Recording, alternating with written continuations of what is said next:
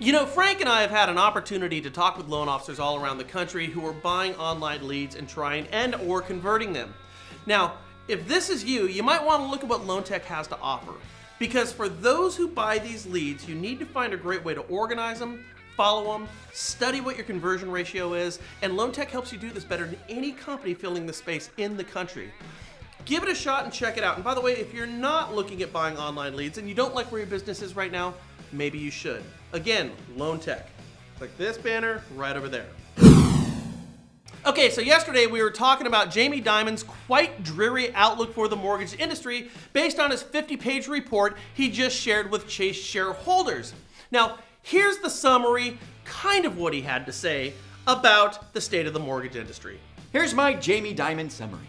Why are we doing loans? We don't want to do loans. It's too burdensome, costly, and punitive. We'd get out of doing loans given the current state of all this crap that's going on right now, but we don't because we want to help our customers. And in spite of the fact that mortgages suck to do, they need them. So what we've done is reduced our risk, our products, our portfolio, and most importantly, that FHA. Because FHA is like dating a crazy person. No matter how hot they are or how much you love them, they're gonna cost you a fortune at the end of the day.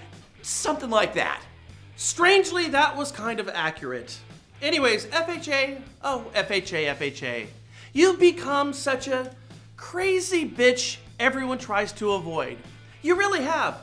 And it's too bad because you used to be fun, kinda hot, easygoing. I mean, what happened? I know you've been hurt, but we've all been hurt. But you can't just let that ruin you. Come back to us, FHA. We still remember all those good times we had. But they're disappearing. Chase has all but cut the line. Quicken, they're ready to get out of FHA, and Wells Fargo? Well, let's put it this way. Wells Fargo just agreed to pay $1.2 billion in the largest recovery for loan origination violations in the history of FHA. It's HUD, but HUD is FHA, right guys? Anyways, the claims cover the period from 2001 to 2010. And according to the DOJ, the Department of Justice, which in our analogy is FHA's equivalent crazy boyfriend, he chicken-winged Wells Fargo and got them to scream, "Uncle!"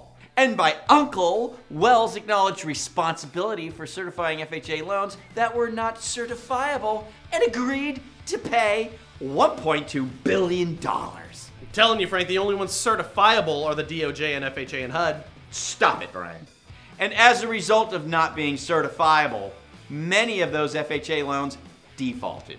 Big freaking surprise there. And in the same breath, HUD, with the FHA and the administration, is telling lenders to loosen up your guidelines. And look, by the way, guys, FHA goes down to 580 scores. You ought to use us. What do you think is going to happen with those 580 credit score loans, boys? Stop it, Brian. Okay? And because of this, the DOJ, using the False Claims Act, a law enacted to dissuade people from selling lame horses to the U.S. military during the Civil War, was used as precedent that has now led to Wells Fargo to pay, again, $1.2 billion. This is just ridiculous. It's out of control. I really wish Wells Fargo CEO John Stumpf had half the size of the balls that Jamie Dimon of Chase or Dan Gilbert of Quicken had. He should have fought this thing. Because, you know, if I were the DOJ, I'd just keep picking on John Stumpf and Wells Fargo. Because when the tough gets going, he just rolls over and soils himself. Easy target, man, I'm telling you. Okay, that is the last time you are gonna pull that crap. You hear me? Yes! Do you hear me? Stop it, Brian. Yesterday, we talked about how it's important to see what's happening with the big players in the mortgage industry because what happens to them on a macro scale can happen to our regional players on a micro scale. The difference is the big players can absorb the punches. Yeah, $1.2 billion, while often other times we, the smaller guys, cannot. Yesterday, we talked about Chase having reservations about being in the mortgage space, specifically FHA, because of this type of thing. Diamond of Chase said that they've reduced their use and exposure to FHA in spite of the fact that it makes it more difficult to meet their Community Reinvestment Act and fair lending obligations, yet they're still doing it.